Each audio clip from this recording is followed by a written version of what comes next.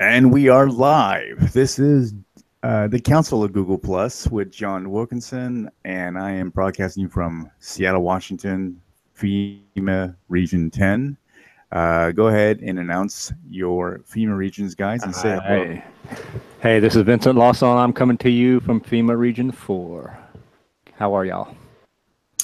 And this is K-Dub. I'm coming from Dallas, Texas, FEMA Region number 6. Nice.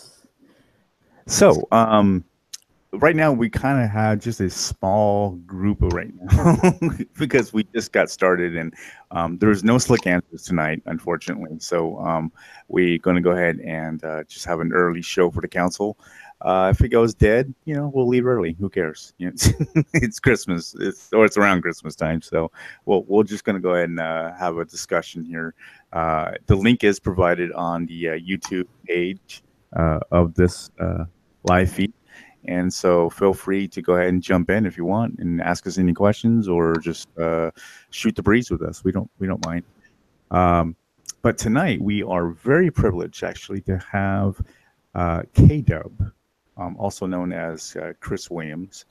And I stumbled across you, Chris, just doing some searching of apologetics and all that. And I came across, I think, what was it? I can't remember exactly. I think it was the synergist conversation. I think that was, yeah.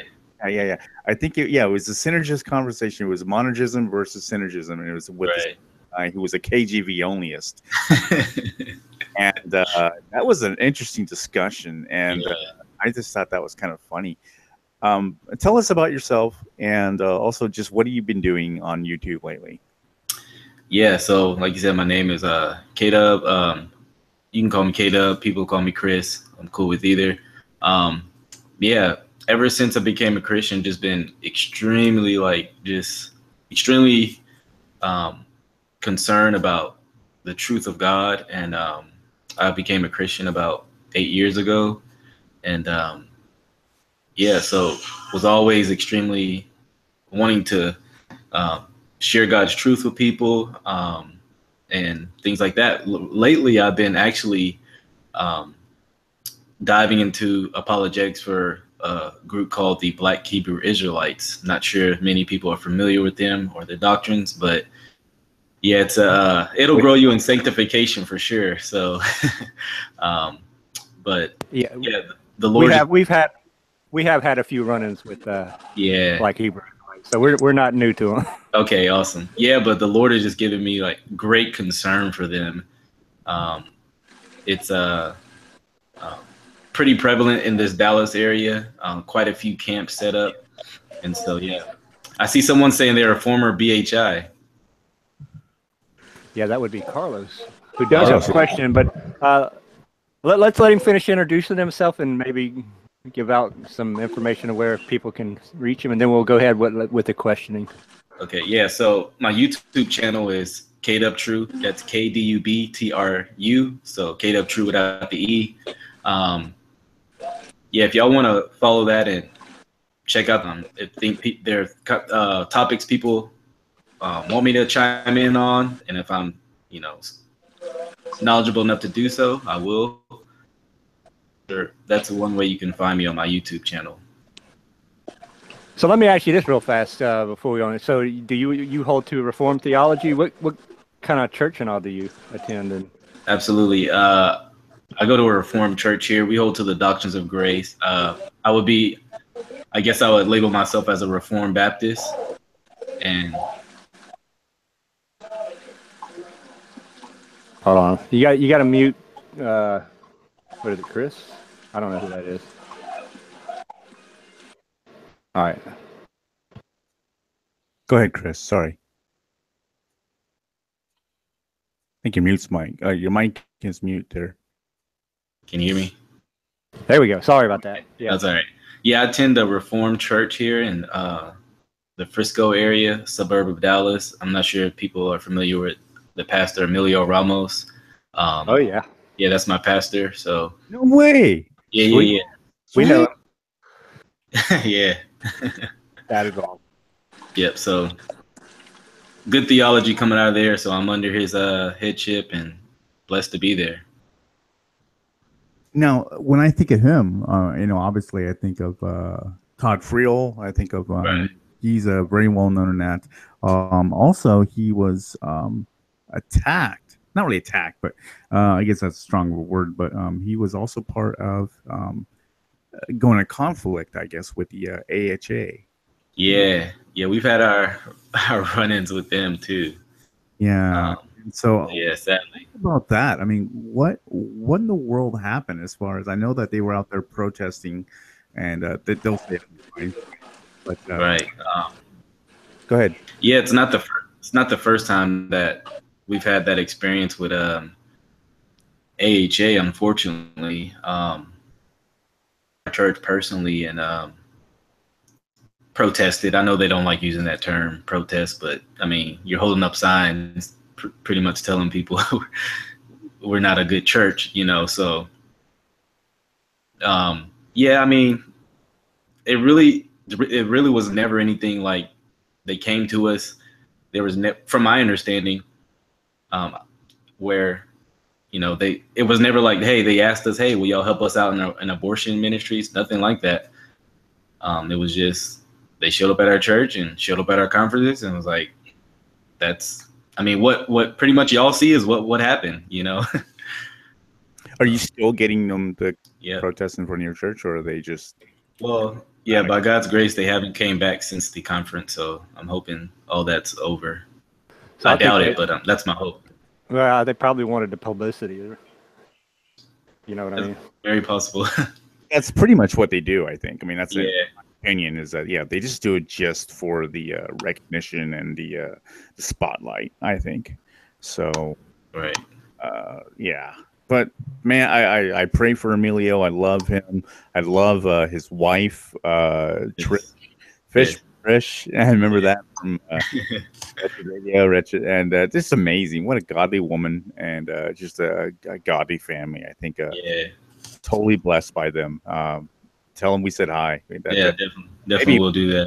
Emilio on our time. Hint. Yeah. Hey. So I know Carlos had a question. If you wanna chime in, Carlos, brother. Sure. So yeah. First of all, hey everyone. God bless all you guys. Grace be with everyone here. Hello to the listening audience. And well, nice to meet you, Chris. I had never spoken with you, through a chat, voice to voice, but I am friends with you on Facebook. Amen.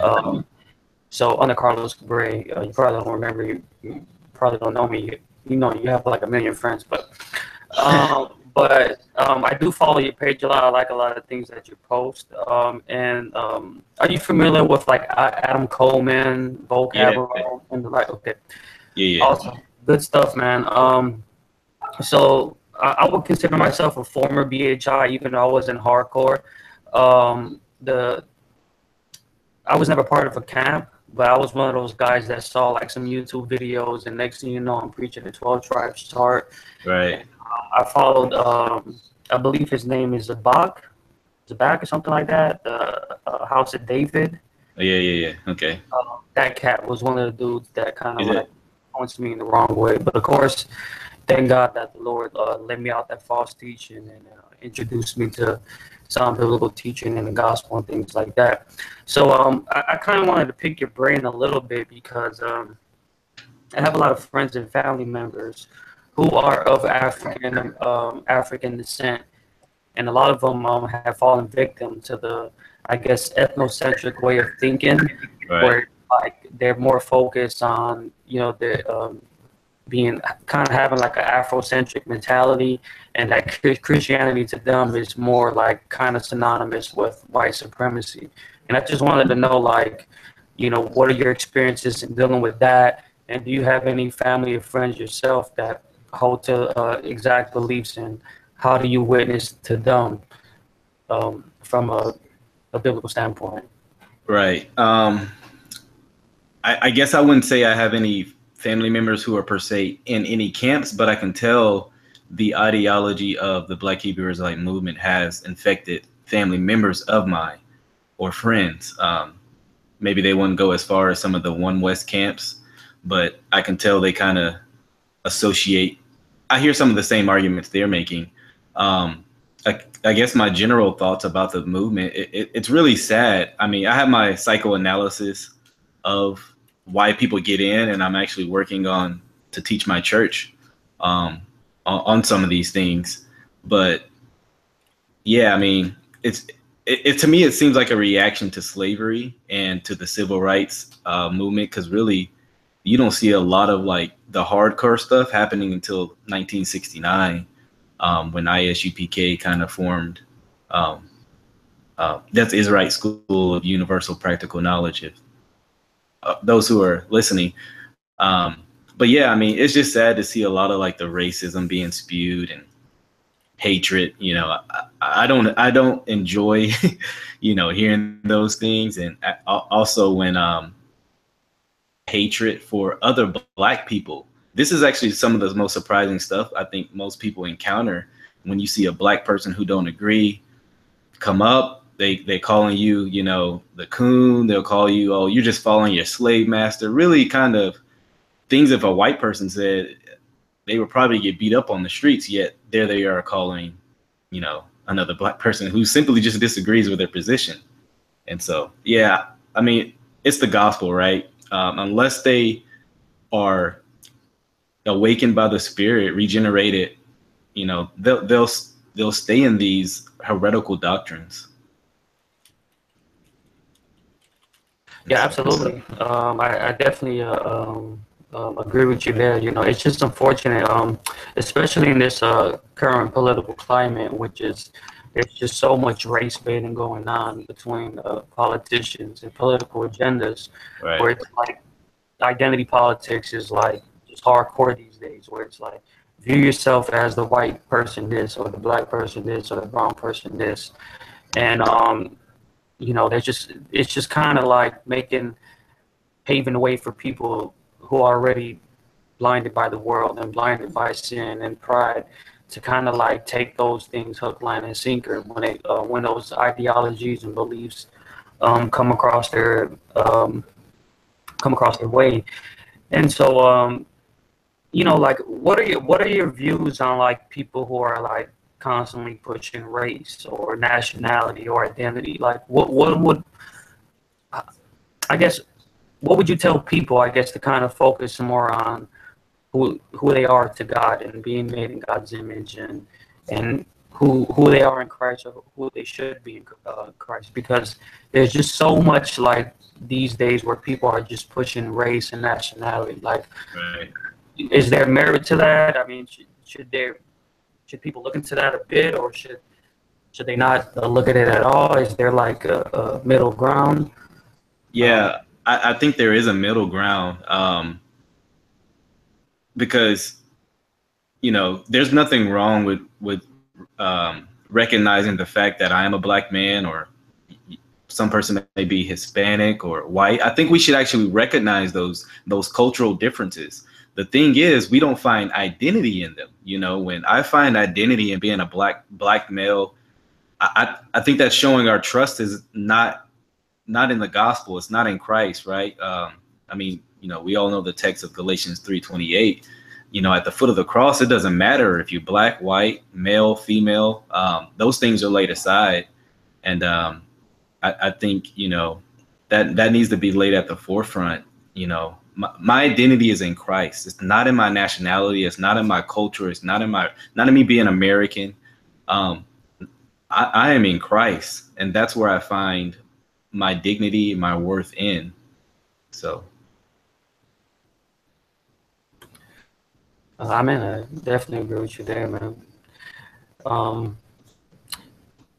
Yeah, man. I definitely agree with you, and I hope more people would come to that truth and that realization, and you know, maybe so. I wish more people would see themselves more as a part of the human race than kind of like, you know, Black, white, green, yellow, African, Cuban, Puerto Rican, European. Because at the end of the day, we bleed the same blood, we breathe the same air. All of us are imperfect, you know, and So, yeah, man. Right. Yeah, man. Yeah, I remember you recently had a video just came out just recently about the Black Hebrew Israelites, and you were just kind of sharing with some of the issues that they take, and yeah, you brought up the whole point about them just being racist people. Yeah. And I just felt black guy who came by and he's just getting scolded at by the Hebrew Israelites, and I was like, dude, that is it's sad, man. Like it shows you, you know, because you know, if I'm out on the streets proclaiming the gospel, and you ask me, you know, like, what are y'all about? I'm going to tell you, hey, it's the gospel. But you know, you ask them what are they about? They'll tell you it's to awake our people that they're Israelites. So the first importance for them is not what 1 Corinthians 15 says, which is the gospel. It's being an Israelite, you know, which it just shows you that they got the first importance really flipped. You know, it at the end of the day, it becomes a man-centered gospel. You know, and that's really the sad reality of it. What I also found really interesting is that the guy was carrying the Apocrypha. Yeah. They add that into their scriptures, I guess, their own Bible, and right. So basically, the Catholic Bible is what they have.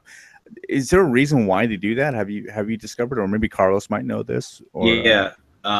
So I guess I want to bring up an irony of that, and then maybe answer your question. The irony of that is that they're not just anti-Catholic, they're like bigoted Catholic. Like pretty much if a Catholic believes it, they're like, they don't want to believe it. So, right, they deny the Trinity. They deny all these central doctrines really because they think the Catholic Church invented it all. But they have the Apocrypha, and it's kind of like, you know, the Catholic Church has the Apocrypha. I don't know. I think that's kind of ironic. But to answer your question, I think it's because the Apocrypha has a very nationalistic bent to it, more so than the scriptures do. And I think that's why they like it, because they can go there more and show more of a nationalistic, you know, importance over that than the biblical scriptures. So that's my speculation. I say that's how I speculate, and that's kind of like what others have conjured up as well. Right. Yeah. So you also not long ago had a debate with another gentleman, and the topic was, can you lose your salvation? Is that what it was? Yeah. Once saved, always saved, or that was the issue and all. And so that was a pretty funny, a pretty interesting, especially the cross-examination where he gave me an example and it was an epic fail. Go ahead and let the people know there what that was all about. Yeah. So this gentleman was is a Black Hebrew Israelite. Now, for his credit, he is probably one of the milder Black Hebrew Israelites, and right. You know, I do want to differentiate. Not all Black Hebrewites are the same. Not everyone you meet is going to be like the ones you may see on the street, cursing everybody out, et cetera, et cetera. But yeah, we had a topic on, can you lose your salvation? I guess the funny thing for me, if salvation is based on being an Israelite, how could you lose that? Because they believe that pretty much if you are the, you know, it's heretical, right? Yeah, it is heretical. But I guess that's the odd thing. He still believes you can lose your salvation. But in the cross-examination, he tried to make an analogy to, you know, if you own these dogs, you have 10 dogs and they run away,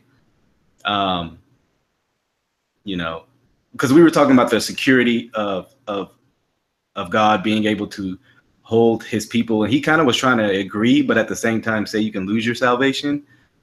And he did the dog analogy where, yeah, you got 3 dogs that run away. It's not God's fault. And I'm like, yeah, but they would still be lost according to John 6. And he kind of tried to like keep going. But then he like, okay, bad analogy. Scratch that. It was pretty funny. If you guys want to check that out, I did like a little short clip of it, and we'll post it in the description of the once we're over. Yeah, we'll post a link. We'll post a link to that. It was an epic, just an epic moment. Where the look on his face was like, yeah, that was. I should have done that. Yeah. You know what bothers me is that there's so many people who hold to the law or law keepers and stuff like that, where the idea that saints persevere, or that salvation is eternal, or that him who finished, who started a good work and you will finish it, it's just somehow antinomianism, or it's like it's basically a gateway to be lawless, right? Or basically saying it's okay to sin, and because I often hear that all the time, and I know I'm preaching to the choir right now, but sadly it's the case now. It's the case in the past, and I know it's going to be the case in the future. And it's this mentality where it's like, oh, so I guess you think it's okay to sin. Right. But even the people who are, whether they're Protestants or they're heretical, like, the Hebrew Israelites or other people, most people would I guess try to dance around the fact that a person is not saved by works. But when you hear their beliefs, it's basically they're teaching you're saved by works and you're saved by faith. But I don't see how that automatically, if you teach that the person is eternally secure, that means that it's okay to be lawless, it's okay to be sinful, it's okay to blaspheme the Lord, Right. And that I just think that's a lot of people who say that they think that they're somehow doing God a favor, they're being virtuous, but it's all a smokescreen. And I think at the heart of that is self-righteousness, and that's. We have to call that out more, in my opinion. Yeah, most definitely. Anybody else have any other questions for Chris? Or, let me ask you this: are you kind of a seminary or anything, or any kind of a ministry college or anything, or you just kind of just dove right into it and just? Yeah, no seminary, no Bible, college. Yeah, just really I guess I'm the product of just being in a good, sound local church, and taking hold of what's being taught and examining the scriptures, and just studying on my own. I didn't, like I said, I have the highest respect for Emilio, just because I feel like I go to seminary by being in the church, and taking hold of all those things. In a way, isn't that what it's supposed to be, to train up? Yeah. Train up the saints to do the work. Yeah, it should be like that, but you got a lot of unhealthy churches and aren't able to do that. Especially in America, definitely. Yeah. Carlos, you said you had one more question. Sure, Chris. So, are you familiar with the quote-unquote conscious community? Yeah. You got the Kemet, you got Black Judaism, 5%ers, and all those things. Yeah, plaguing the Black community. So, for those who are not familiar with the conscious community, because even though there's many people who are familiar with it, it's not a household name. Even obviously, we know that the Black Hebrew Israelites is not something that's common. There's like a lot of people who've starting to learn more about it, especially within the Reform community within this year and last year and whatnot. So for those who are listening in, how would you define the conscious community, and explain, what sort of crowd and people are involved in that, for those who are not familiar with it? Well, yeah, it seems like one of the main theses of the conscious community is that we need to go back to find out what our ancestors in Africa religion were. Well, the problem when you do that is you find a lot of crazy stuff, and you got people worshiping the moon and stars, and henotheism and polytheism, and a lot of guys go out and find that and say, well, this is the true religion. And yeah, it leads to a lot of, you know, anti-biblical stuff. And so that's been, from my experience, what I've seen a lot from it. Right. Thank you for explaining that. And so, you know, right, obviously there's just so many people, so many different type of groups that I guess would kind of identify with the conscious community. Like you said, it's kind of in a sense, right, the black nationalist, black supremacist kind of way of thinking where, you know, kind of like a lot of people kind of know what the Nation of Islam is, right? Like the black nationalist, black supremacist teaching of Islam, kind of what the black Hebrew Israelites are to, you know, I guess Christianity or Judaism, or how like the KKK is with Christianity, where they have this ethnocentric type of view. But it's kind of like, right, so much more focused, kind of like you said, like black nationalist, black supremacist, African roots type of thing. And there's, you know, there's so many different groups that are that are part of that. So besides the black Hebrew Israelites, you know, have you had any encounters with, you know, any other groups? Yeah, I have not per se. Black Hebrew Israelites have been the main thing on my target list, so to speak. But the thing is, I think Black Hebrew Israelism leads to a lot of other problematic things.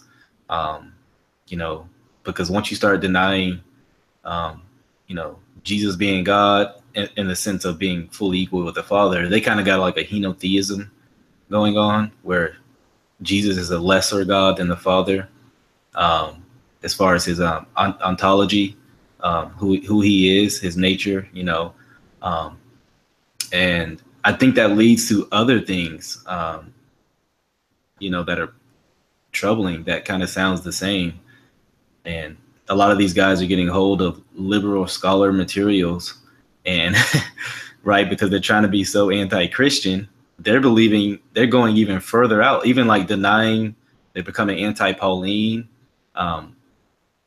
And so they're getting hold of these, you know, Muslim arguments, really. Well, now that you say that with the whole Muslim thing, I was going to have a conversation with a friend of mine earlier today. He's not a believer. And, you know, one of the points that I was telling him is that I think it's wrong where we have so many people who have this idea that we should nuke all Muslims, we should kill all Muslims, as if all Muslims are Wahhabis, or as if they're all radical extremists, even though we know Islam is false, and we can understand why some people hold to extremist views. I do believe that Muhammad was a terrorist warlord, but obviously I know that there's millions of, if not billions of Muslims who are not radical like that. And so, and obviously there's differences between the Sunnis and the Shiites, and you know, what's this other, there's just so many different branches of Islam, just like there's so many different denominations and all other type of religions. And so you don't want to lump, you know, the like the conservative Jew with the Jew who holds the Kabbalah. Right. Or you don't want to, you know, lump the Catholic with the Protestant. And so oftentimes you will hear people critique, you know, whether they're in a conscious community, whether they're the ethnocentric person who's the Egyptologist, the person who holds the Kemetic worldview, Black Hebrew Israelism, or whatever type of position in ethnocentric worldview in the conscious community, and they're often pointing at the T.D. Jakes, the Joyce Meyers, the Benny Hinn, the Kenneth Copelands, and stuff like that. You know, how would you verbalize, like, listen, look, I understand there's people who use Christian terminology and identify as Christians, but this is what biblical Christianity is. This is what biblical Christianity looks like and teaches. Because it's often, I hear that all the time. Right. And it's like, I agree with you. I condemn it as well. Yeah. Yeah. Funny enough, when I was on the streets Friday night, talking to a group in Dallas called GMS, their sect of Black Hebrew Israelites. They were one of the guys was trying to tell me, yeah, Christopher Columbus was a Christian, you know, and I thought that was pretty funny. But yeah, you have a lot of them that want to, you know, one of their main arguments, they'll hold up a picture of white Jesus and be like, see, this is what the Christians believe, you know? And I'm like, no, I've never been in a church that had a picture of white Jesus like promoting, you know. Matter of fact, I'm not really a fan of drawing pictures of Christ. So yeah, I don't, you know, believe that. You'll have a lot of them that want to lump you in with the Joel Osteens, you know, some of these false teachers. The thing is, we have a standard for what Christianity is. And if you go outside of that box, I can, by the authority of the scripture, say this is not Christianity. The problem is they don't have that same standard, because the standard of being an Israelite is being an Israelite, being someone with more melanin. And you can't tell someone they're not an Israelite like the same way I can say they're not a Christian, you know. So I try to draw those distinctions out and let them know, hey, yeah, I believe they're a false teacher just like you do, you know what I mean?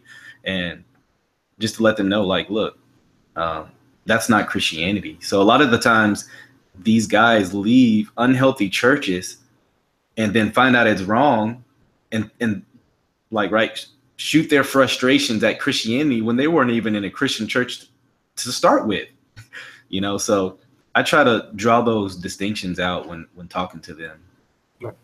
Right, because I would definitely agree that there's many churches out here that I wouldn't even say are biblical, or just on the verge of, like, at least somewhat getting the gospel right, but they're just so unbiblical in many other areas, where more the teaching is kind of like a self-help, self-esteem, humanistic, you know, type of thing, where it's like, obviously, you know, Christianity is more than that, right? Just making you feel good and just morning devotionals and things like that, which is obviously, I would say, is an epidemic in this country, and I'm not sure if it is worldwide. So it's not something that we don't see or that we don't recognize, you know, but it's something that we do recognize, and that we can point to scripture and say, you know what, this is what was prophesied. This is what Jesus talked about. This is what Paul talked about. This is what's written in Timothy's and stuff like that. And I see a statement in the side chat that I kind of want to address real quick. Thaddeus says, you know, he wondered how it works if, you know, you're only part white devil. I think that's funny, but in a sad kind of, I understand what he's talking about kind of way. But they would view you having your nationality through your father's side. So yeah, that would be, that's kind of where, you know, it kind of gets complicated with them. So they may ask you, what's your nationality? And you may say, well, you know, I'm mixed. Well, according to your father's side. So they believe nationality comes through your father's side.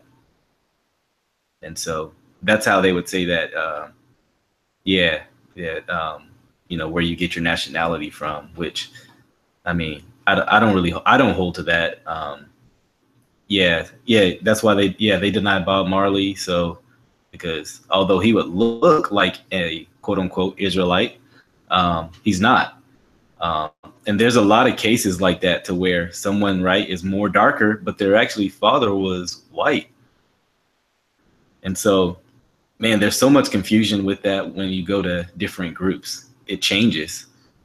Camps have any harmony. I mean, right, if I go to my Protestant brother,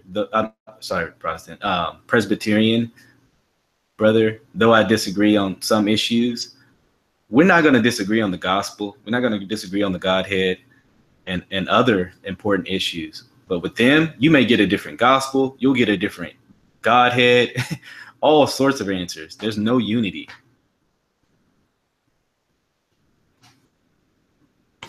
Yeah, definitely agree there. I think whether you're, I think if you're intellectually honest, scholar, or just person, even though obviously the heart is deceitful above all things, and most people choose to believe in deception in regards to the things of God. But I think if you are a person that is intellectually honest, whether you're a Christian or you're not, it's beyond clear, you know, reading the scripture, especially New Testament, that, you know, Jesus was not promoting racist theology. In fact, he was very adamant that salvation was just not of the Jews, but the Gentiles, you know, male, female, Jew, Scythian, Greek, freeman, whoever. And there's just many passages that are just beyond clear. Right. And so, well, what comes really troubling with them is every time you'll see the word Gentile, stranger, where it's pretty clear it's talking about a non-Israelite, right? They like to change what that word Gentile or stranger means. They'll say, well, that's just an Israelite. That's a Israelite in a Gentile state of mind. He's acting like a you know, pagan. You know, he's really a Jew. He's really an Israelite. He just got a Gentile mind.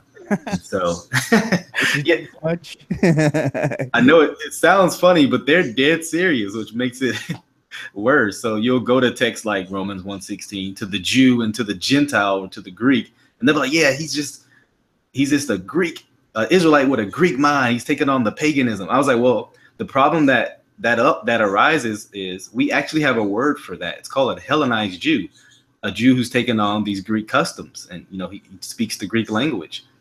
But that isn't it. You know they don't know about those distinctions, and they actually get themselves in bigger heresies because of those things. You know, like in heaven, you have people from every nation, tongue, and tribe, and they'll say, yeah, those people are all Israelites.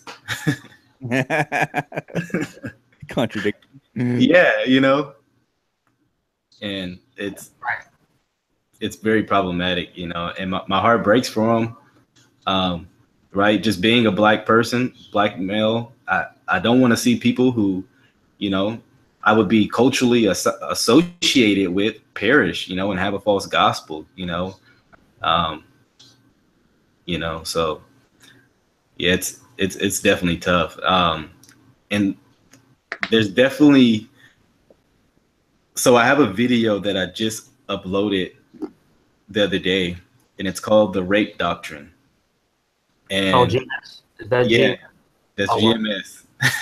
And so, yeah, brace yourself, guys, because this one's probably one of the more problematic things that, now, to be fair, I think this is only GMS, this camp. I could be wrong, but as far as I know, it's only GMS. They believe in the kingdom, kind of like an Islam thing, that you will be able to have, you know, 12-year-old virgins. But the problem is that I've heard them talk about the kingdom being now. So it's almost like I'm hoping these guys don't have a over-realized eschatology and try to get this stuff started soon, you know? So it's kind of scary to you know, hear them talk like this, you know, like you'll see some white women walking around and they're like, yeah, in the kingdom, we're going to have your daughters. And it's like, oh, wow. You know, it's. Don't they also believe that it's okay to take, you know, their brothers in the Lord, at least from their point of view, that their daughters as well that are of the same age, that it's okay, like, hey, look, this is a brother in the Lord, but it's okay if I marry his 12-year-old or his 11-year-old and stuff like that. I don't know if they would say marry, but there's, like I said, I recommend everyone to check out the video called The Rape Doctrine, because the question you just answered is asked to one of their leaders. And he said, you know, if it happens, it happens. Kind of like, hey, you know, it is what it is. Fair game. Yeah, pretty much. You know, we'll deal with it if it happens. But the guys Friday night were trying to explain to me that, you know, if somebody comes out and rape, they're like, we don't recommend you do it, but if you do it, we got laws on how to handle it. You know, and it's like, yeah, I'm like, stone them. Since you guys want to follow the Mosaic law, y'all don't do that though, which is kind of ironic. So, Chris, there's something that I wanted to touch upon, which is something that I can relate to, because I know one of the reasons that I mean, besides me being gullible and being, you know, ignorant and foolish and things like that, one of the things that kind of drove me to the whole Black Hebrew Israelite theology in the past was, which I think that a lot of people experience, is that you're searching for that purpose, you're searching for that identity. And there's so many people where it's not just like, you know, affecting the Black community or, you know, Latino community. It's affecting a lot of people where it's like you don't have a solid family structure, or they're not brought up in homes that are like, you know, very structured or brought up in teaching, you know, virtuous things, or being very disciplined, being very focused, being orderly and things like that. So they come across these people where it's like they're teaching virtuous things, they're teaching discipline. There's that unity, there's that bond, there's that fellowship, there's that quote unquote brotherhood. And then, of course, you know, they bring it into conspiracy theories and, you know, trying to suppress the Black man. And then there's the half truths, then there's the full truths, and there's the outright lies and all those type of things. And it's like you have a lot of people that are more prone to believe in these things that come from broken homes. Right. And Yeah. necessarily like I know the difference between somebody coming to a religion where they understand the historical facts, the historical Jesus, the historical gospel. They believe the truth for what it is. They come to the truth for what it is, and it's not just to feel better as a person, which I think a lot of the BHIs, that's how they come into their belief system, where it's not necessarily that these things are historically true, but it's kind of feel better about themselves as men. So how would you address that? Yeah, I totally agree. You know, you got a lot of fatherlessness in a lot of the minority communities. You know, I'm a product of that. You know, and by the grace of God, I was never introduced to Black Hebrew Israelites, or who knows, I could have become one.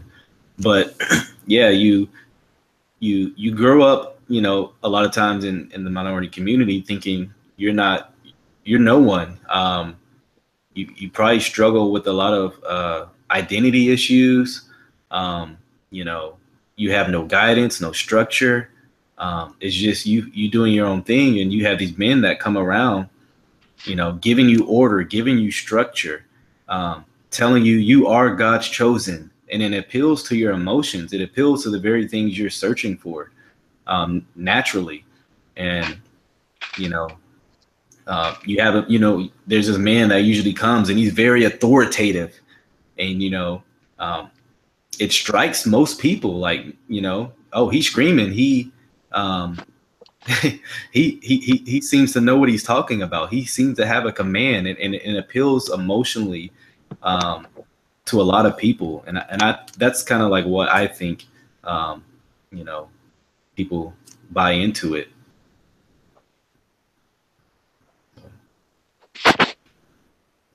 Yeah, I'm with you there, brother. And I, appreciate your intake on that.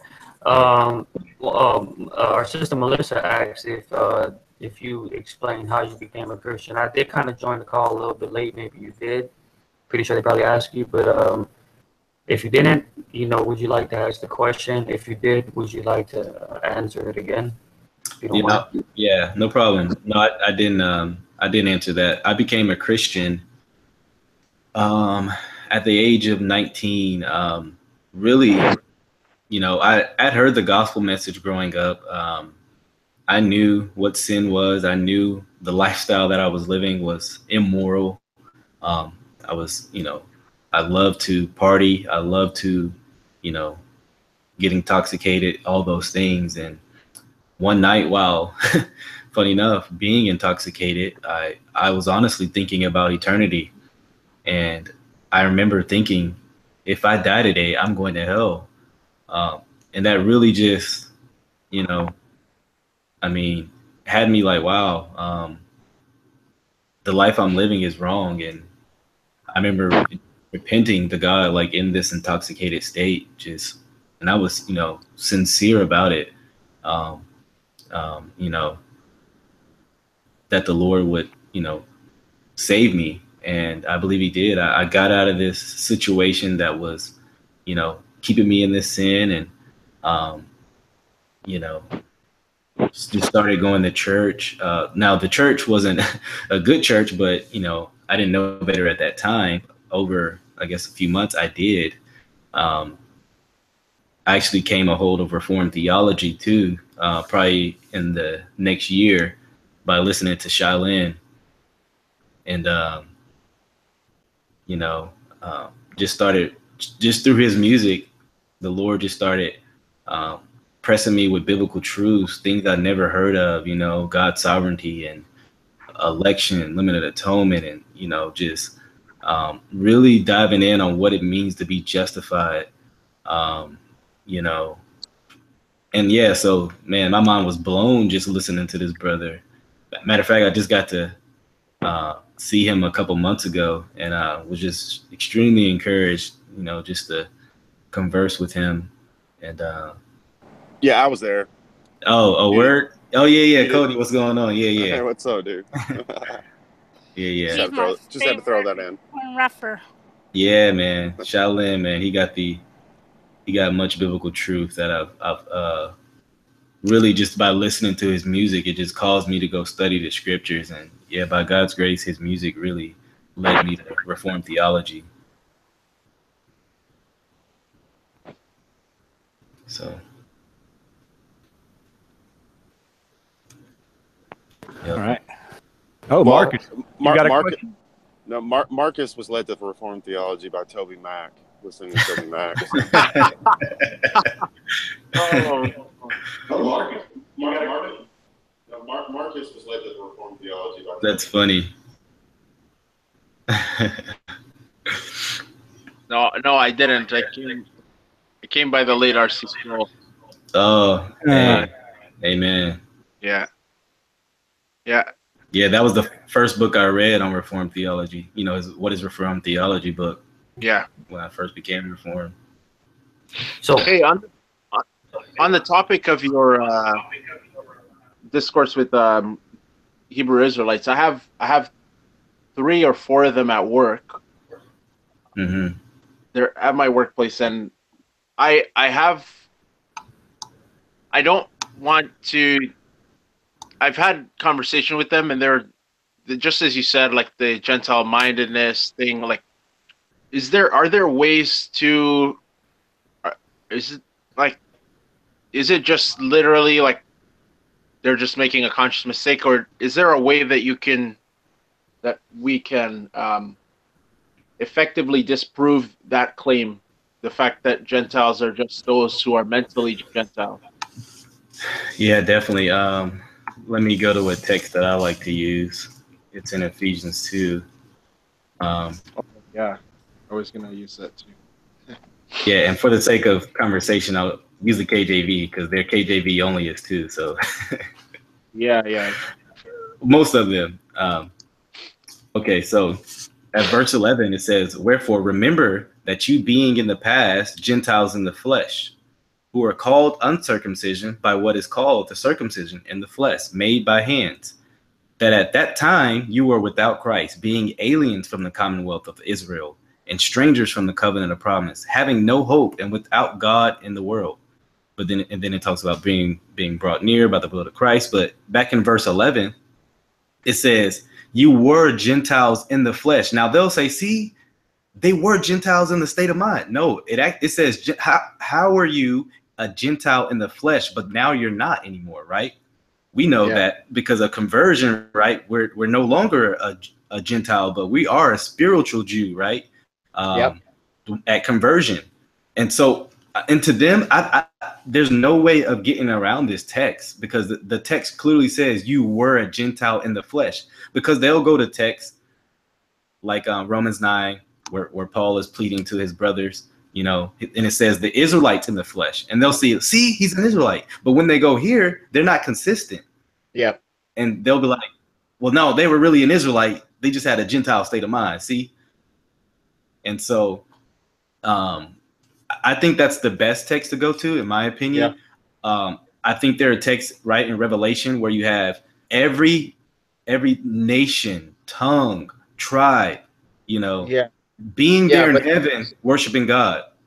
yeah, but they'll say like they say these are there are Jews who are scattered into the four corners Right. of the earth, and so Yeah. God's speaking about the Israelites who came out of those nations. Right. Yeah. I mean, they'll do that, but the problem is I don't think you can get that out of every nation, right, or every ethnos. You know, Exactly. That's where it is. that term is not just referring to all Israelites in every nation, but rather a multitude of ethnicities, you know, that are called by the Lord. And so, spiritual deception is real, right?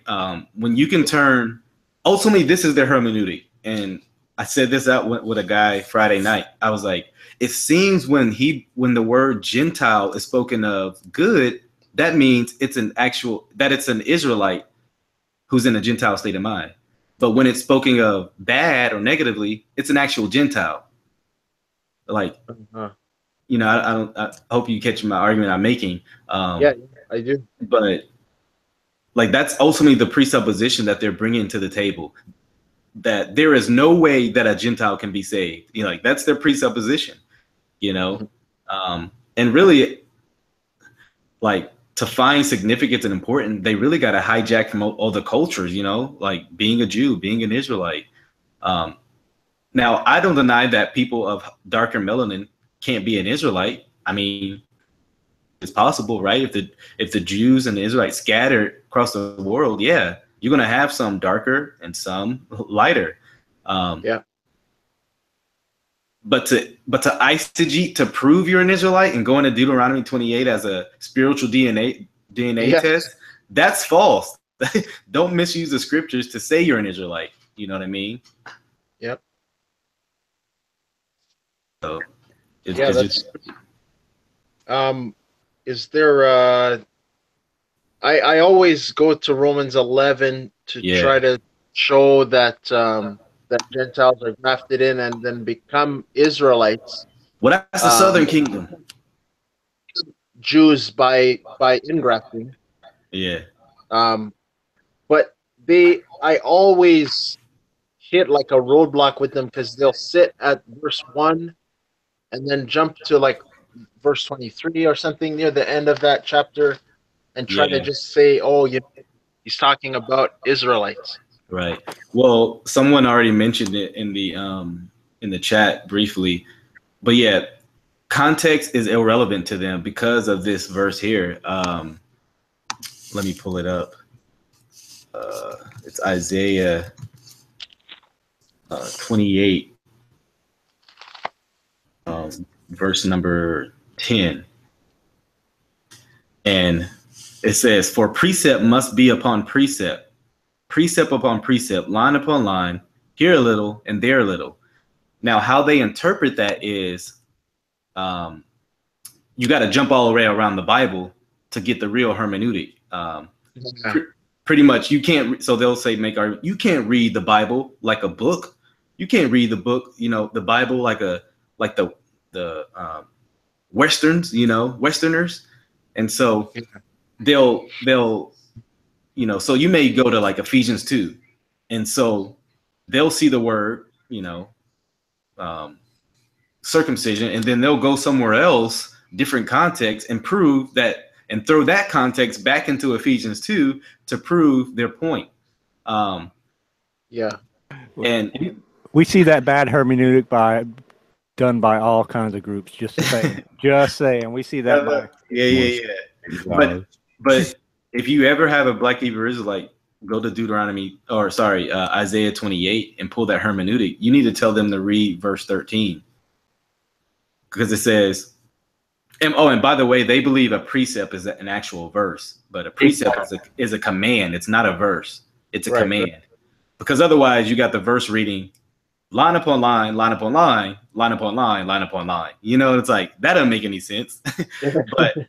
But verse 13 actually destroys their hermeneutic they go to in verse 10, and they never read here. it says, but the word of the Lord was unto them, precept upon precept, precept upon precept, line upon line, line upon line, here a little, there a little, that they might go and fall backward and be broken, ensnared, and taken. So the question I always ask them, well, two questions. One, are you saying when you use this hermeneutic that you're going to be snared, broken, and taken? They don't like to answer the question. Like I said, they just want to stay at 10. Right.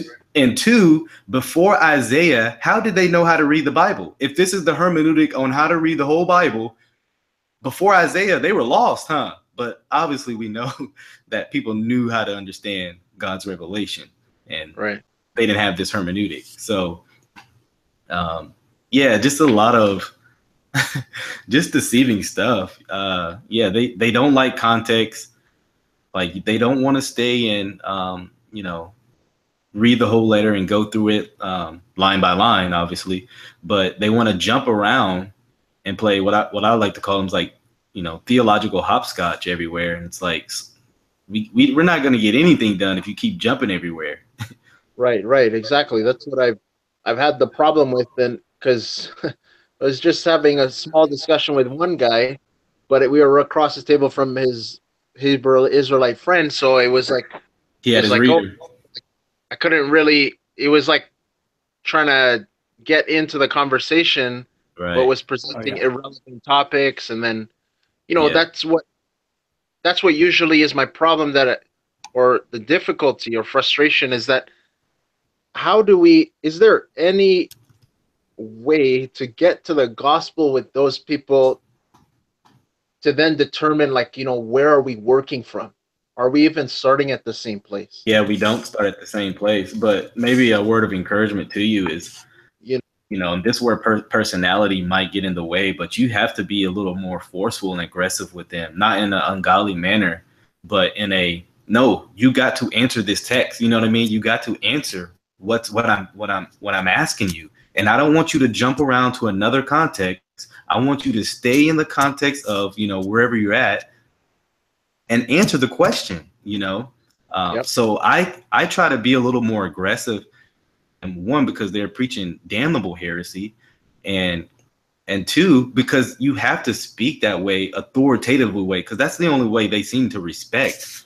You know, if you come just if you just come mild, you're not going to get a word in, you know, and then they're going to hit you with a combo. You're going to be like, I don't know what just happened. I got to answer these 20 questions they gave to me, and I just wanted one answer to mine, you know. And so I try to I'm a lot more. So if you see videos of me dealing with Hebrew Israelites, I'm a lot more forceful and I'm a lot more sarcastic with them. Honestly, like, just doing what, you know, you see the prophets doing, kind of, you know, presuppositionally making fun of their, you know, consistency. You know what I mean? Necessity, huh? Yeah. And listen, we even online dealing with them, they'll never come at you alone. They'll always have at least one or two people backing them up when they come in.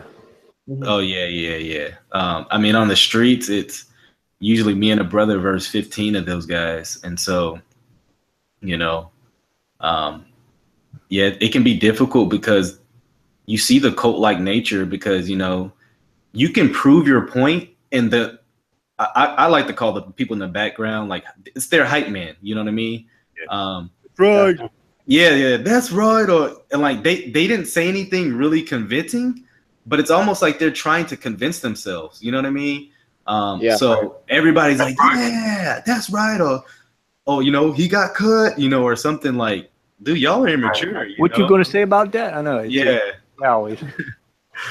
And what? So you bring up a good point. Maybe it's just me, but why don't I ever see any female Black Hebrew Israelites? Man, yeah. So the only camp that I've ever seen bring women out, not they're not there to preach, obviously. None of the camps will hold to that. But they were just kind of on the side. Was a group called One Body Yahawashai in the Dallas area. Yeah, they like to change. They use this fake Hebrew. That's why it's Yahawashai and not Yahweh. That's another conversation for another day. But That was probably one of the saddest experiences that I had, is seeing the women kind of on the side. You know what I mean? Like the women and children. I kind of rather not see the women. But that's kind of one of the saddest things is women are verily mistreated and abused. And I mean, I've heard horror stories of some of these women. And yeah, it's just sad to see, you know, women get taken misadvantage. A lot of them are pretty much, you know, because some of these guys hold to polygamy. And so they got what they would call their concubine, really their side wife. But yeah, it's just sad to see women get into these situations, you know? Yeah. Yeah, it's, yeah, man, the Lord needs more reformed people addressing this group here, because they're growing. And, you know, I tell people, you know, if we care about, you know, making disciples of all nations, we got to make disciples of you know, our suburban areas, you know, the areas that are getting fed poison of the word of faith communities and the Black Hebrew Israelites, you know. Yeah, because it's dying in areas like that, and I see it in Dallas, you know. One thing I can't seem to get my head wrapped around is the fact that they will use such harsh language, and so it is just racist or Right. just hatred, and yet the scriptures is completely clear as far as how we should use our speech. Right. And I don't know why they don't see the connection with that. Why can't they? Right. Why do they have to do it horribly, you know, rude? Yeah. So their argument for that, and I think this is why they like the KJV better, is because they'll go to a text. I can't remember it off the top of my head, but it's Paul saying, "I came to you rude in speech." They take that as, you know, Paul cussed them out. You know, he was out there just, you know, calling them all sorts of names, I guess. But yeah, they like that older English because, right, a lot of the definitions have changed, but they're using it out of context, you know. Right. So I think that's why they like the KJV better. Well, and they believe he's a black man, but yeah. So I guess there's two reasons. I'm actually working on a video. I want to call it Black. So I don't know if you ever heard what used to watch the show Bill Cosby. Yeah. What the little kids say the darnest things. I want to I want to do a video. Black Hebrew Israelites say the darnest things. Oh, that would be great. And one of them is like, where this guy is like being interviewed by this BBC reporter, and he's asking him like, so was, you know, King James black?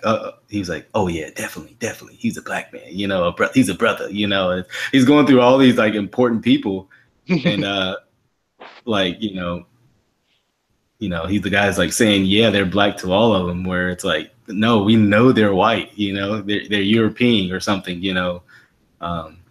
And it's just things like that, you know, they're historical revisionists.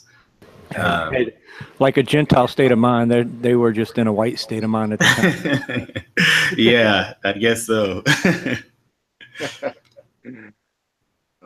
Yeah. Chris, in what ways would you, because, you know, like I said, I formerly held to BHI theology. I know what it is to look at a white person and like, for example, I had this one friend of mine who was a Jehovah's Witness, and her grandmother was white, and they were bickering and have their problems and whatnot. And I was just kind of like, you know, kind of tell them like, listen, that's just how Esau is. That's how Edom is.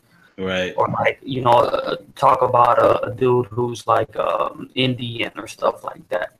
And I know what it is personally to have that hatred and that animosity and to project it onto our particular people or nation and stuff like that.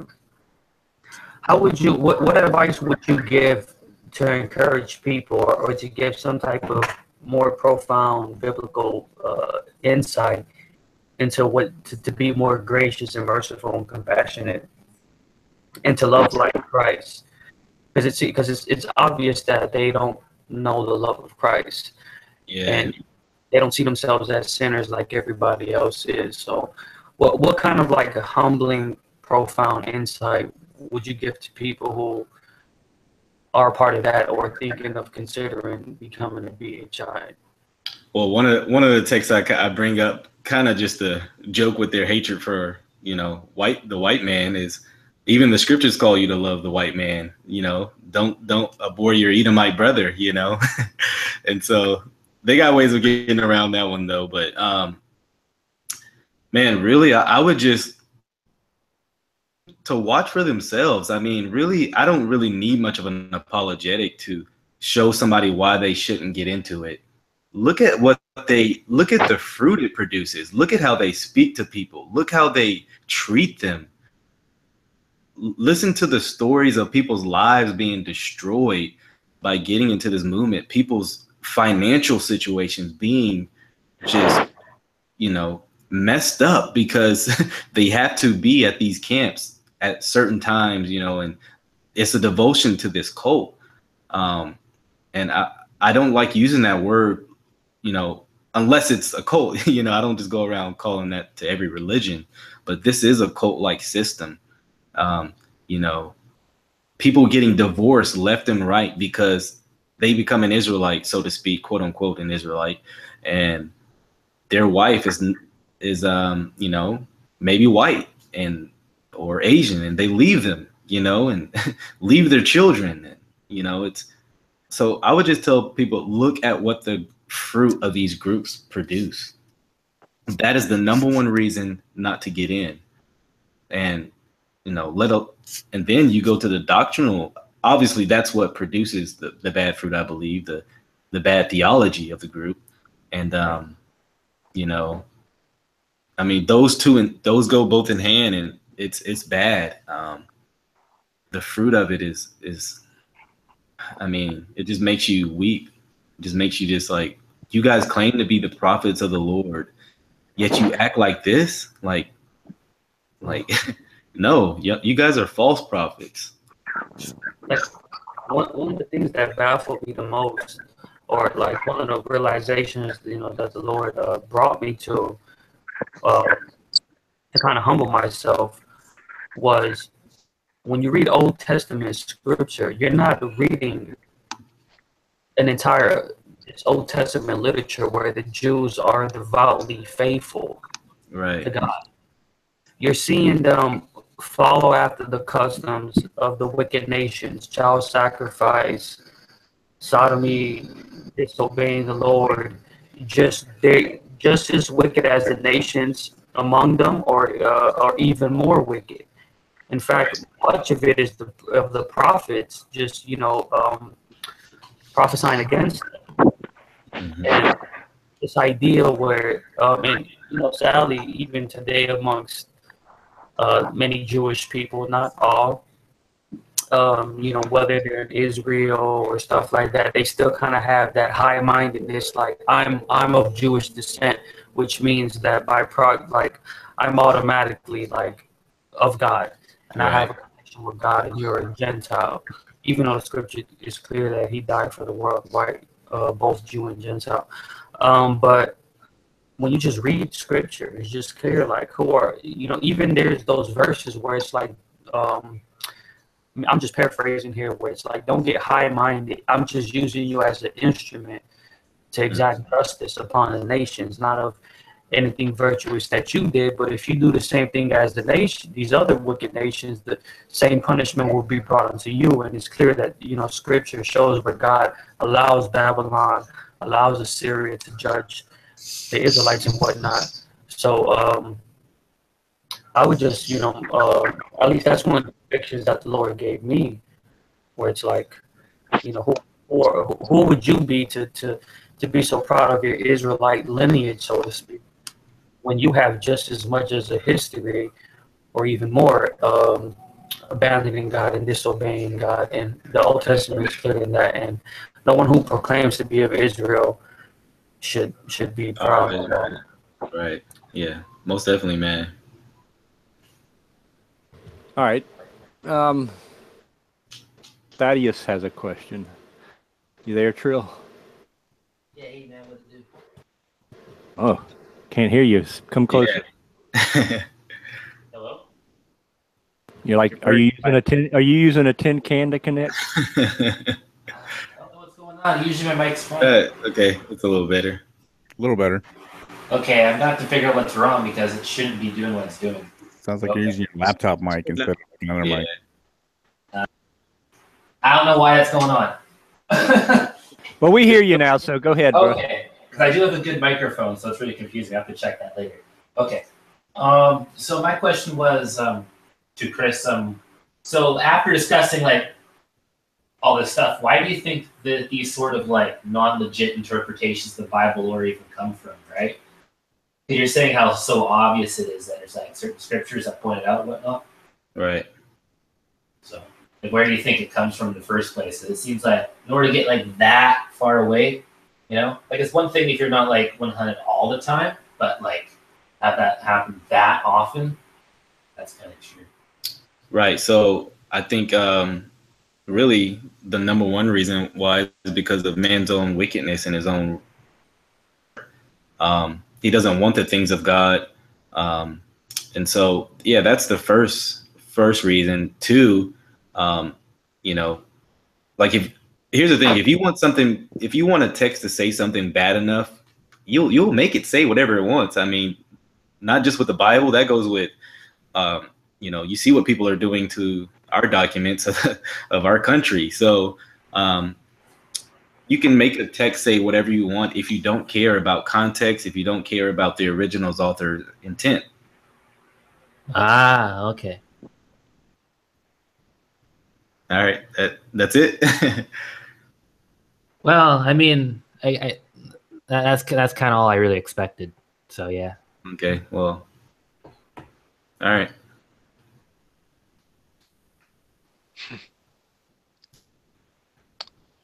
I hope I didn't let you down then.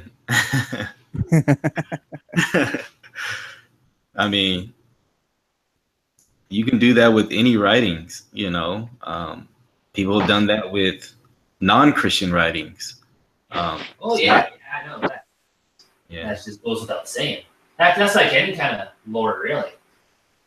I'm just saying that specifically since this is what you're familiar with, I thought I'd tailor it to you. So. Right. Yeah. You know, I because I care about the scriptures, because I care what the Lord has said, you know, I definitely want to, as best as I can, you know, be,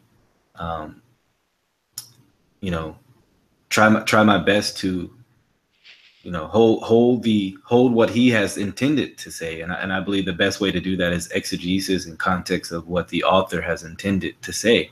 And I believe we can know that. I don't believe that's, we can never know that, you know.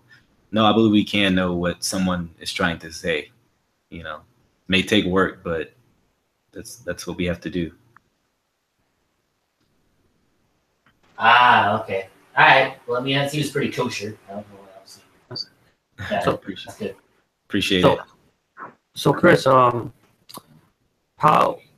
you know, not many of us have had actual encounters with people, you know, BHIs or Hebrew Israelites, even because I guess that's what they prefer to be called. And of course, any Hebrew Israelite proponents, we don't use the term to be disrespectful, rude, or crude. It's just this is how some people recognize you guys, and they're familiar with you. So we know many don't prefer the term Black Hebrew Israelite, so we don't mean it in any disrespectful way. But so with that being said, what advice would you give to anybody who's having the actual physical encounter with them? You know, meeting them on the street, like what would be the best way to witness with them or deal with them, in your opinion? Yeah, I would say just by knowing what you believe, really having a full orb theology to address a lot of their claims. That's why I believe Reformed theology is they haven't dealt with a lot of guys who are Reformed. A lot of the guys who are apologists against the movement are really in just as bad things as them. You know, one is Pentecostals or something. And so I would say just having a you know, although, yeah, we're not going to know everything that the Bible says, you know, it's impossible for one person to know everything. But having a good foundation and familiarity with the scriptures, to where if they go to something, you're not just lost, like having no idea even remotely on the subject. But yeah, just being able to handle the text and really pressing them for consistency, I think is a huge deal too. And so, yeah, man, I think the Reformed position is really a killer for theirs. So yeah, I'll be honest, dude, it's the only one I've ever seen actually stand up to it, because yeah, you see them hitting unsuspecting, just yeah, Christians. They just don't know how to answer. nah, They make them look foolish because they do it. right. You know, they know their stuff, at least to a degree, even if it's Yeah. wrong. So if you come Right. unprepared, you're gonna be made to look like a fool. So Yeah, like, and out of all of the ones I've seen interact with them, it's only the Reform position I've seen really frustrate them. right, yeah. Funny enough, the group in Dallas, GMS, they were like, "You're not welcome anymore." I thought it was pretty funny because I was just calling out a lot of their logical fallacies. They commit a lot of straw mans at homonyms. Pretty much, they might be in the Guinness World Book of Records for fallacies committed in the shortest amount of time.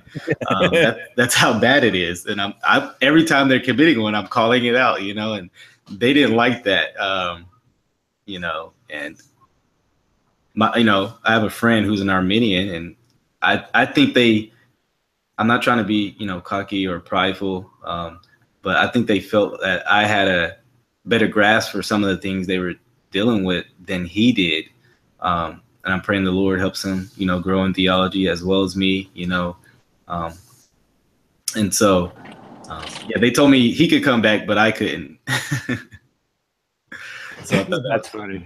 That's telling too. Why don't you just stand there with the boombox raised over your head and play like Election from Shaolin? No, so I actually have a song written. It's already done. I want to. Nice.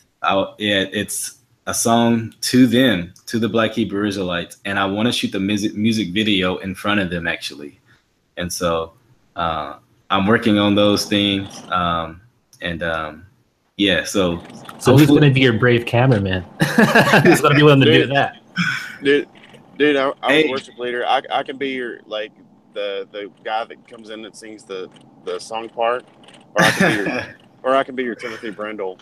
Yeah, it's all rap and it's no hook. I'm just addressing their character, and I'm addressing some of their doctrinal issues in the song. Like I said, it's already written.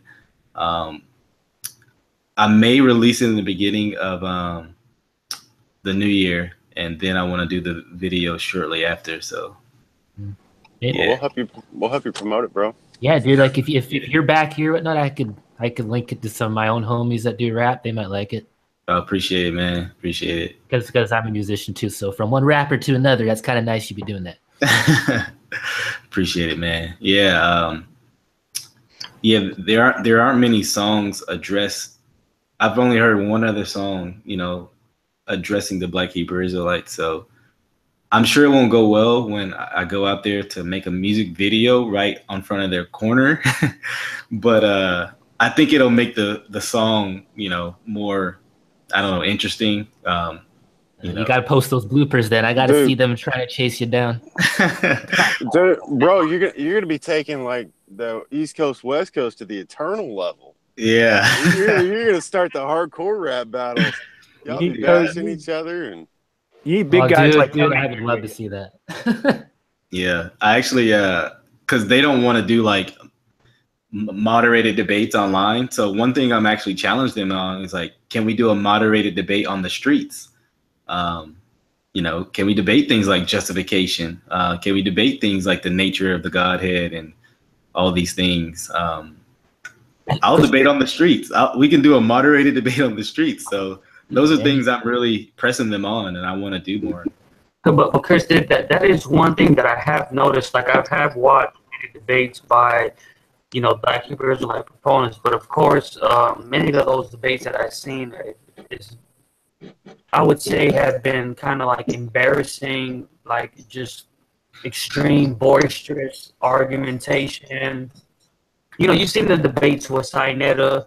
Yeah, Sinetta TV, yeah.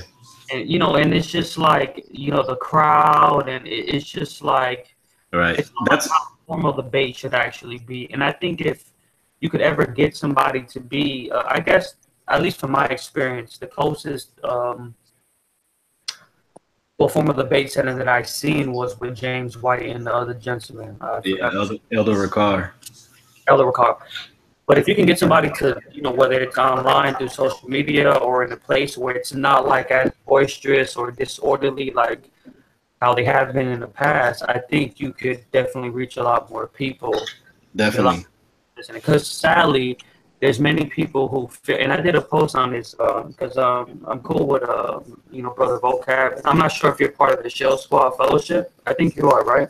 I'm not in it, but me and Vocab talk regularly. So yeah. Has Vocab not done any debates with him? Yeah, he has. Well, right now, they really don't want to deal with Vocab right now, because the debates he's done, he's just made them look bad. I mean, honestly, made it look bad. Yeah, I mean, it's not even been. A lot of people are like, so we don't need to deal with Vocab.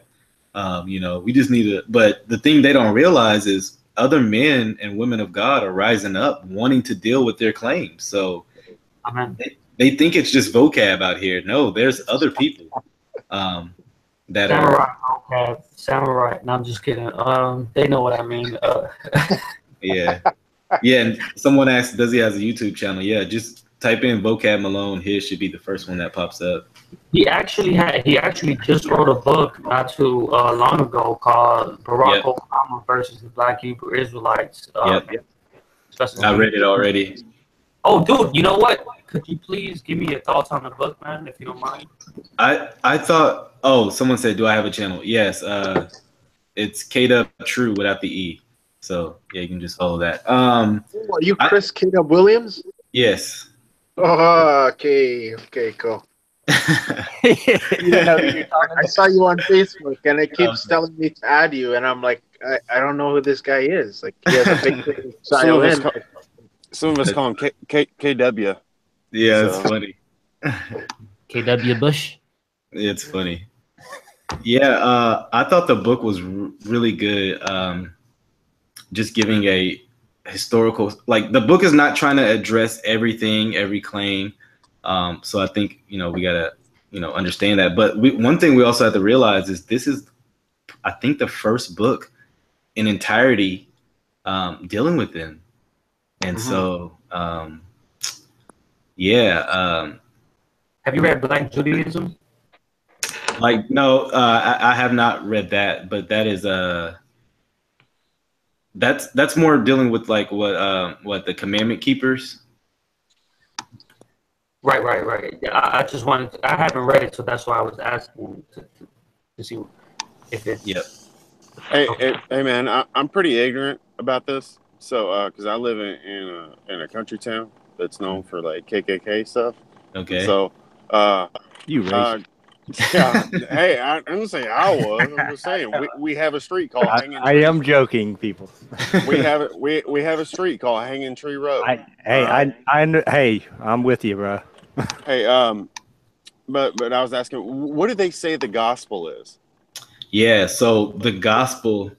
Real quick, I have asked plenty of Black Hebrewites to give me a gospel presentation. They have always refused. So I would love, because I'm white, and they will not give me one.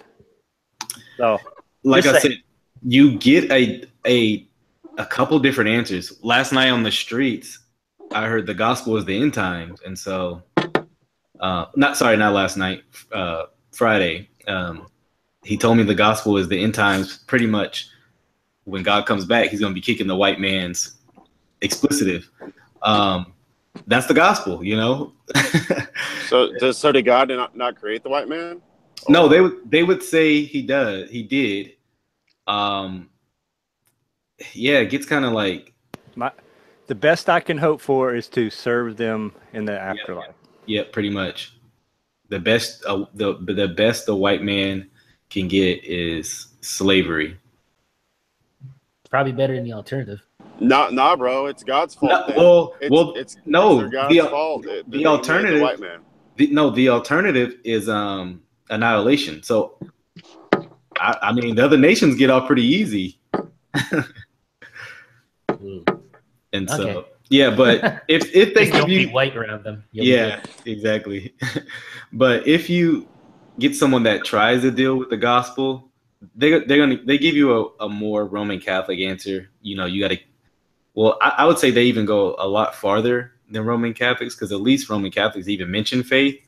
If you press them, they'll be like, "Oh yeah, of course, faith." But really, they'll say salvation is about keeping the law, statutes, and commandments. That's how you're brought back to God and made right with Him.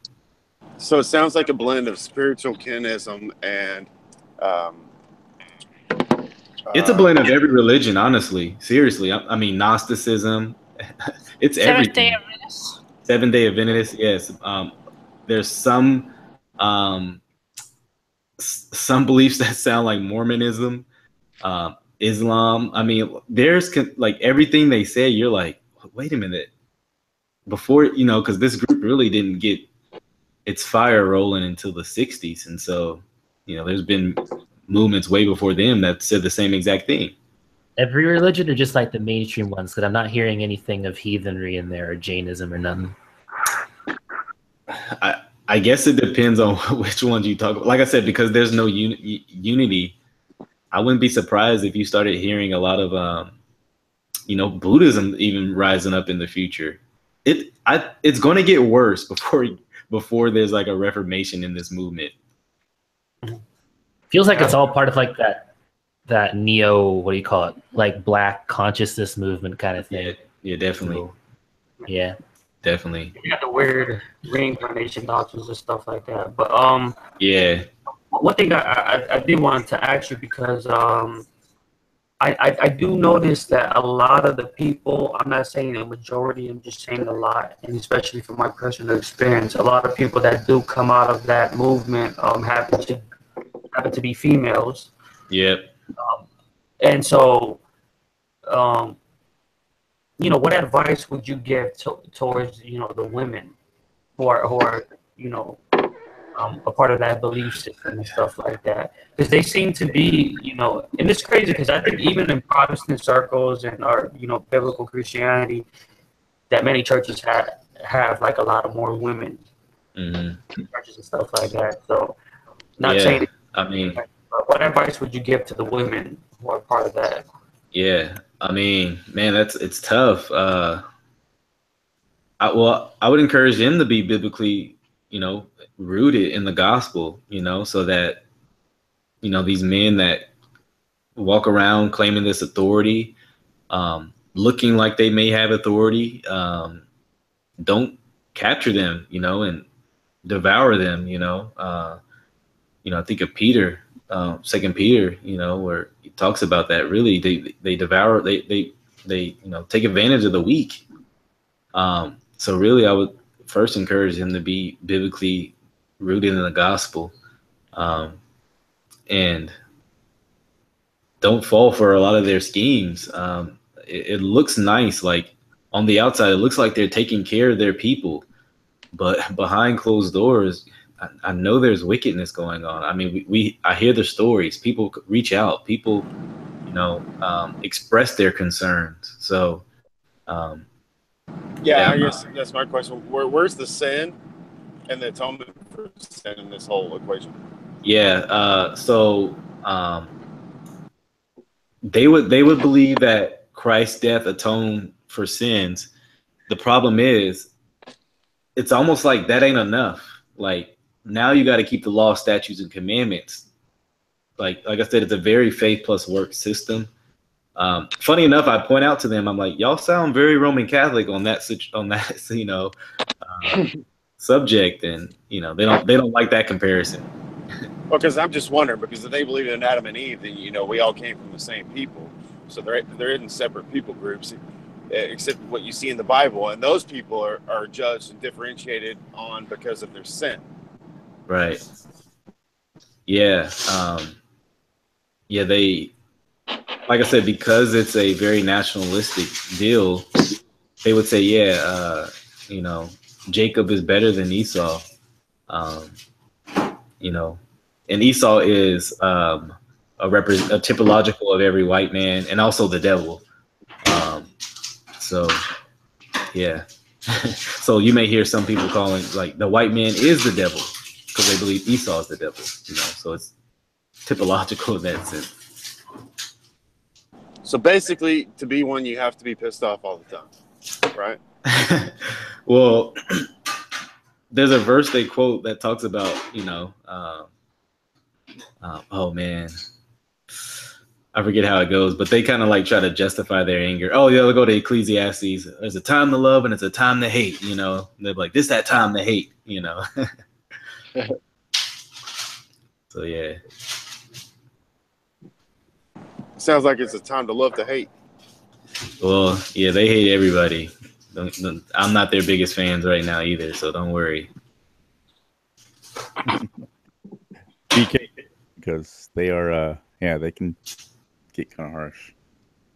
Yeah, definitely. Well, if you ever need to get away, man, I'm in Bowie. You can come stay with me. So I'm about an hour and a half up the road. So yeah, I never go by myself, so I'll never do that with this group. Yeah, I don't trust. I don't trust them.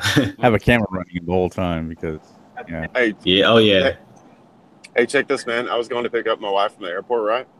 And I stopped in Flower Mound, Louisville, and I stopped at a gas station, and there was this van, and it was all decked out like with rapper stuff, and like I don't know if it was Lion of Judah or something like that. Oh yeah, Judah something records or whatever. And I'm like, oh man, I wonder if they're Christian rappers.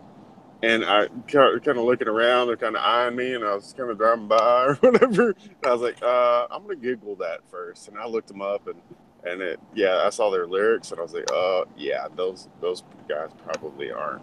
Yeah. So I didn't stop. Well, I actually haven't seen many Black Hebrew Israelites around this little community, so. Well, what city?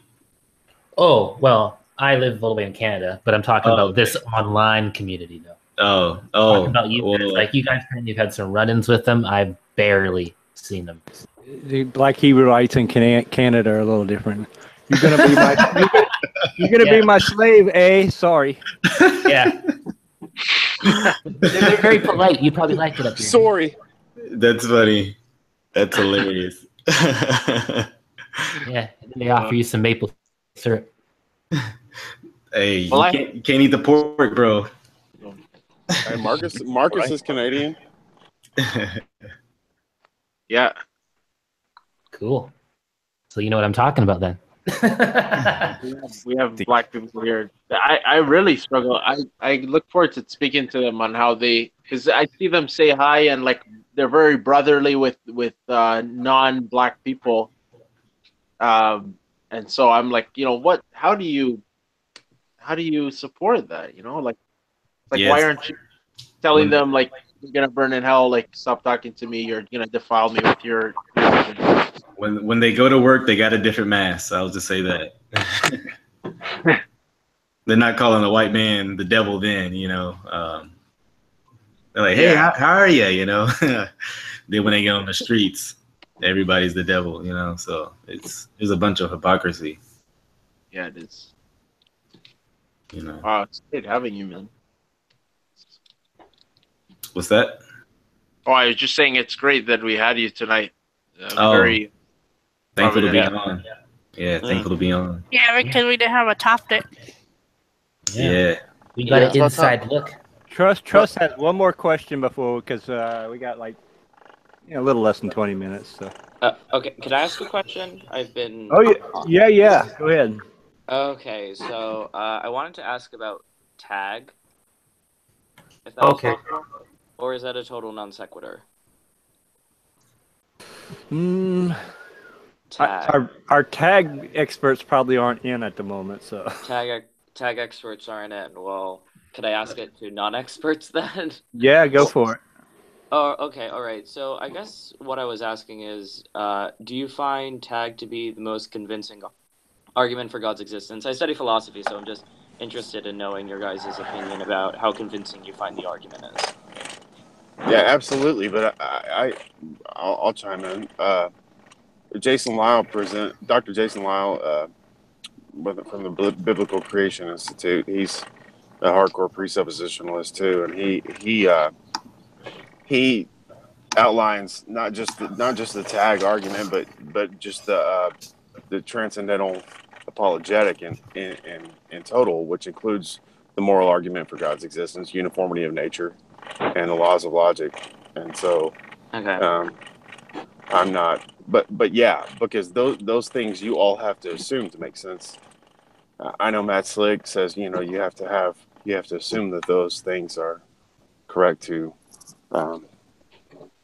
interpret any evidence. Right, yeah, I totally understand how that makes sense, but I suppose that as somebody who is currently studying logic, I'm wondering why logic can't exist as this bottom level feature of the universe and why there needs to exist some accounting feature that makes sense of logic. It's just an axiom? You're just positing as an axiom? Right. So like Euclid's axioms, right?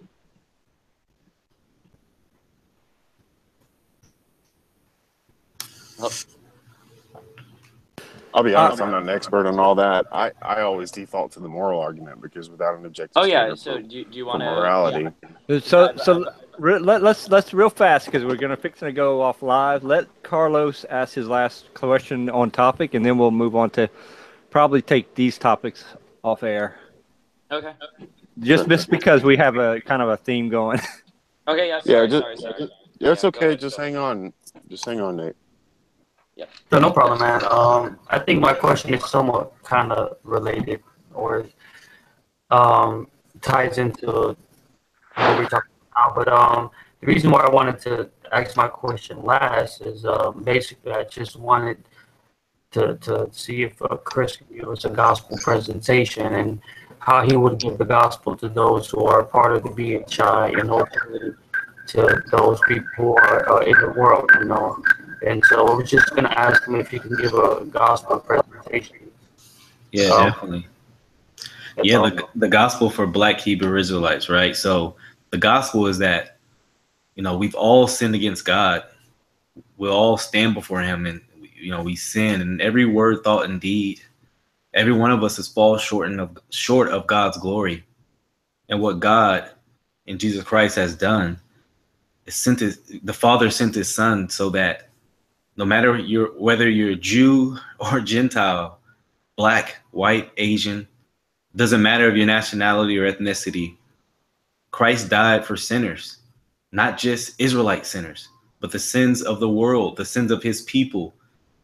And he died so that he would redeem people and make a new humanity.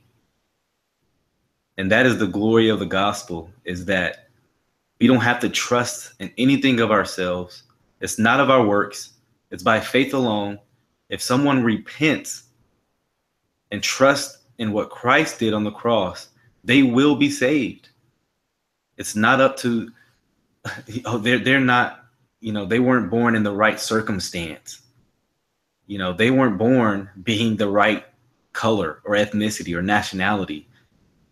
But no, the gospel is about Christ and what he has done. 1 Corinthians 15. If you are an Israelite, Black Hebrew Israelite listening to this, read that chapter. None of it focuses on us. It does not. The gospel is not be an Israelite. The gospel is what Christ has done in making sinners right before him and him alone. We bring nothing to the table. And I command you under the authority of the scriptures, if you're in that view, I pray that you repent And I pray that you turn from your sins and trust in him alone. Because as sure as you're hearing these words be spoken, if you trust in any other gospel than that, you will perish. Galatians 1, there is no other gospel.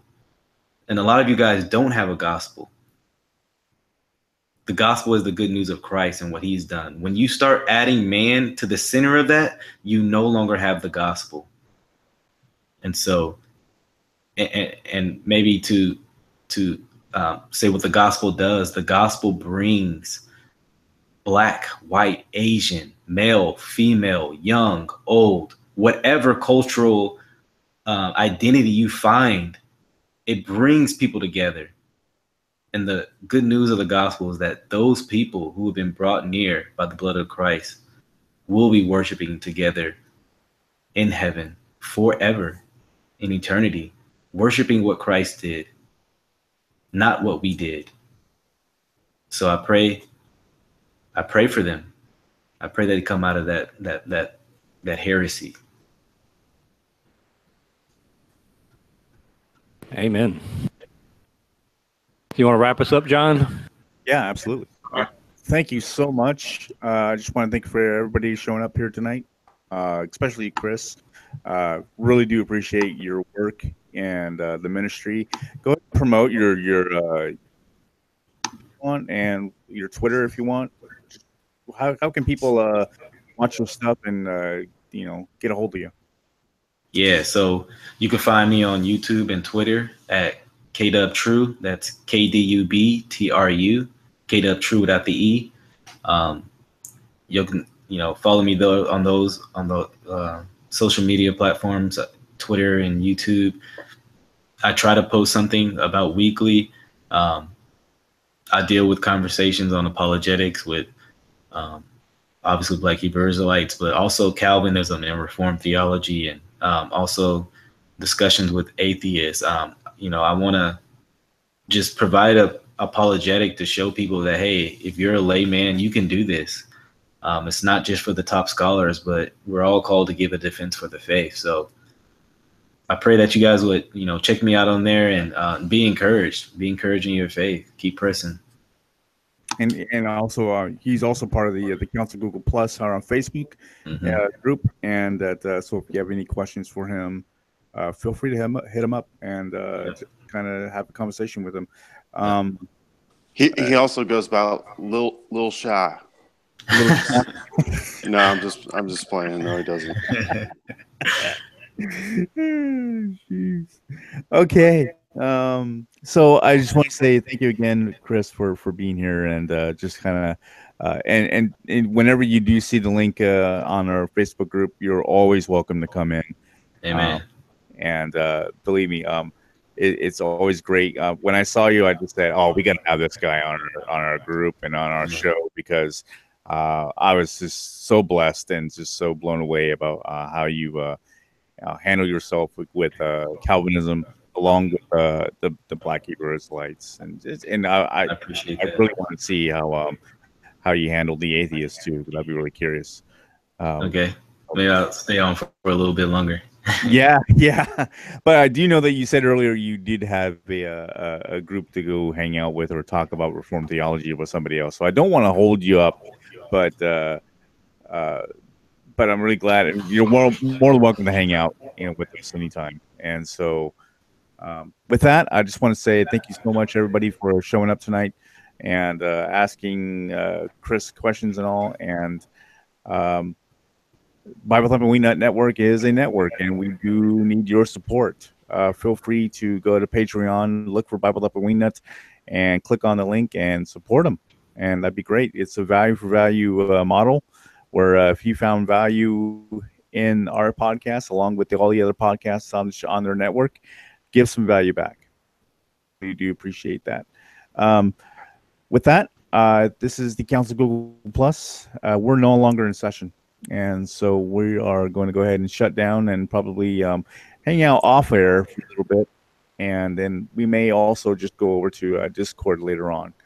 The link for Discord for our group will be on the YouTube providing page there. And we'll be happy to talk to you there. Anyways, thank you. Good night, and God bless.